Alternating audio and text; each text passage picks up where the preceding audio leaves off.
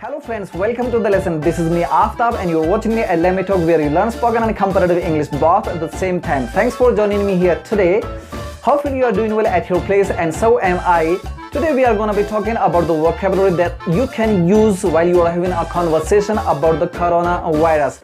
But before we start, let me make a disclaimer here that I'm not a perfect source of any news or information because I'm not gonna talking about the fact, and this is just an English vocabulary lesson for English learners. So today I brought to you a part 1 of English vocabulary related to the coronavirus and that you can come across with in your competitive exams like SSC or whatsoever, maybe in a comprehension passage or in synonyms or antonyms or in a clause test. So guys, stay tuned with me until the end of the video.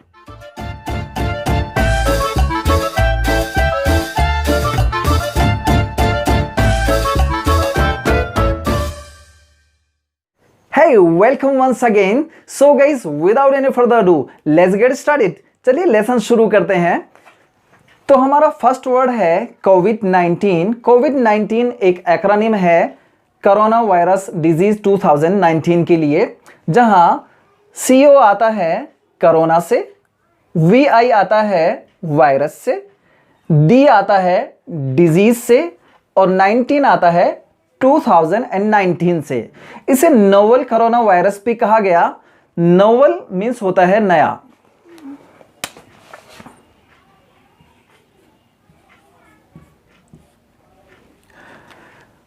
इसको officially name देने से पहले इसे novel corona virus कहा गया और corona virus family के एक नए वायरस के रूप में भी इसे आइडेंटिफाइड किया गया।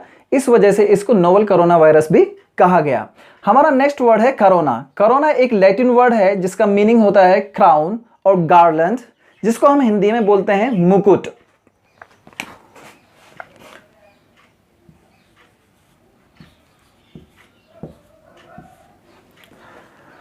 तो कोरोना वायरस का नाम कोरोना से ही रखा गया क्योंकि इसकी शेप, इस वायरस की शेप कोरोना की जैसी है, एक क्राउन की जैसी है, एक मुकुट की जैसी है। इट्स मच स्पाइकी और जिसके अंदर बहुत सारे शूल नजर आते हैं, बहुत सारे शूल लगे हुए हैं, इसी वजह से इसको कोरोना वायरस नाम दिया गया।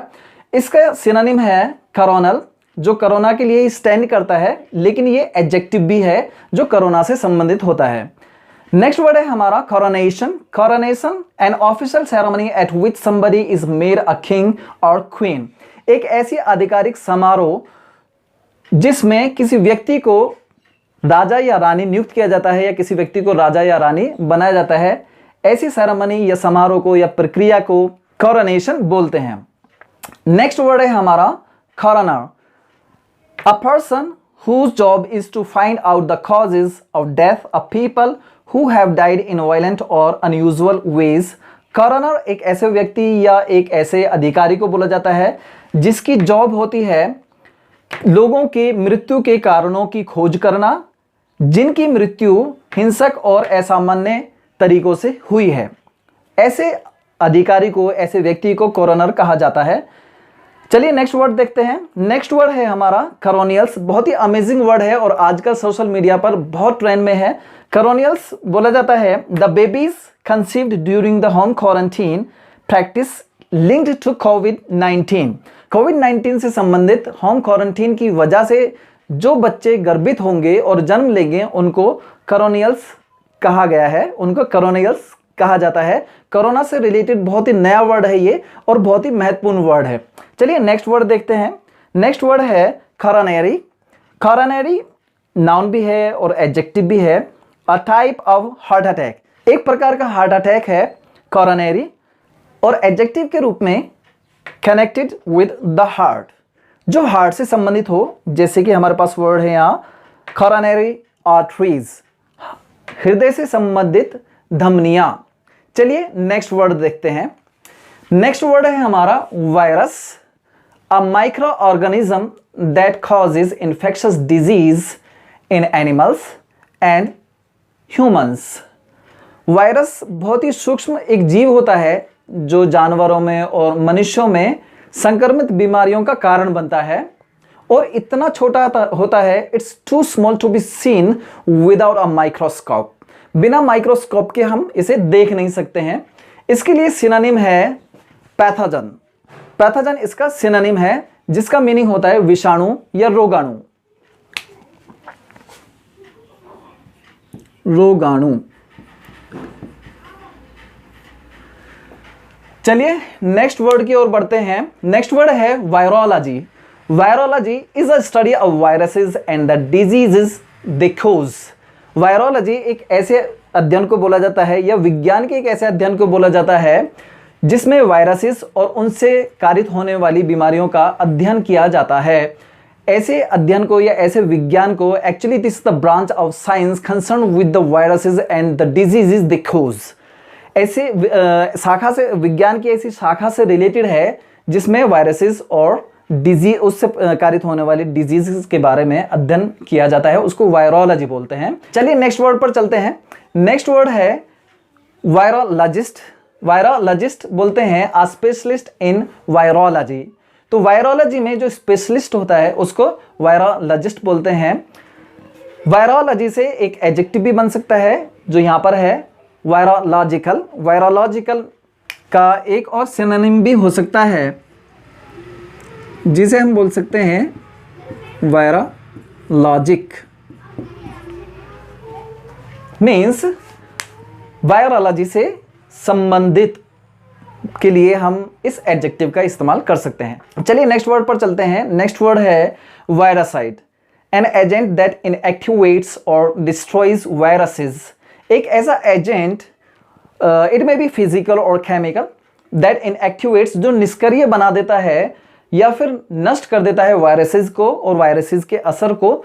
इसका सिनोनिम है वायरसाइड। दोनों में सिर्फ स्पेलिंग का फर्क है, प्रोनाउंसिएशन दोनों की सेम है। वायरसाइड, वायरसाइड। हम इसको हिंदी में बोल सकते हैं कीटाणु नाशक या विषाणु नाशक।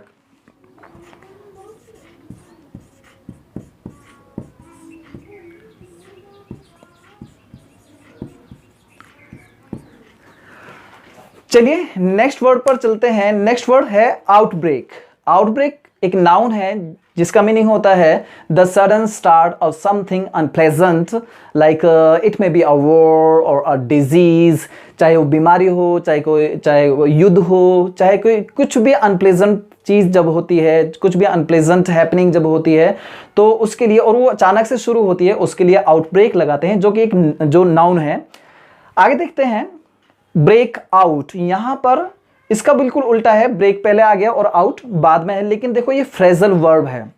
ब्रेक आउट मीन्स होता है, ब्रेक आउट मीन्स भी होता है अचानक से किसी दुर्घटना का आरंभ हो जाना, अचानक से किसी बुरी चीज का शुरू हो जाना। जैसे कि एग्जाम्पल के तौर पर हम देख सकते हैं, grandma was only 14 when war broke out. दादी माँ 14 साल की थी जब युद्ध प्रारंभ हुआ। जब युद्ध प्रारंभ हुआ अचानक से, तो दादी माँ 14 साल की ही थी। तो नाउन के लिए हम आउटब्रेक का इस्तेमाल करते हैं और वर्ब के लिए हम फ्रेजल वर्ब का यूज करते हैं ब्रेक आउट। चलिए नेक्स्ट देखते हैं, और नेक्स्ट है हमारा break out of. Break out of भी फ्रेजल वर्ब है जिसका मीनिंग है you manage to change a dull situation और एस्केप फ्रॉम इट।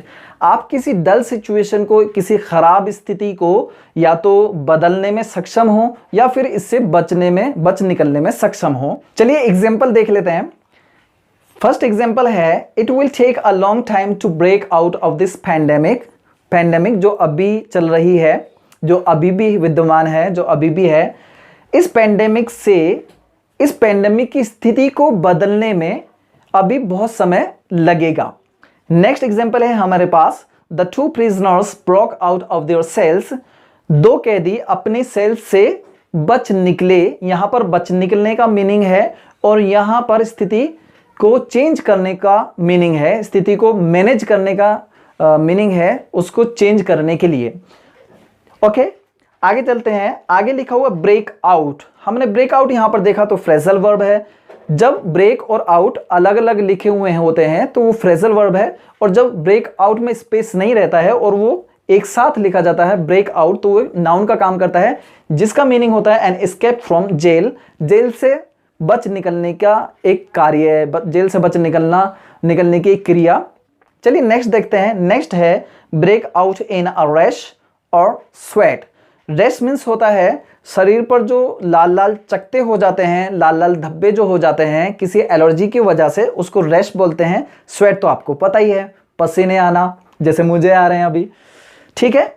तो ब्रेक आउट इन रेश का मतलब होता है शरीर में चकते हो जाना, लाल लाल चकते हो जाना, या फिर ब्रेक आउट इन स्वेट का मतलब है पसीने आना जो शरीर पर दिखते हैं, that appears on your skin, जो आपकी स्किन पर दिखते हैं।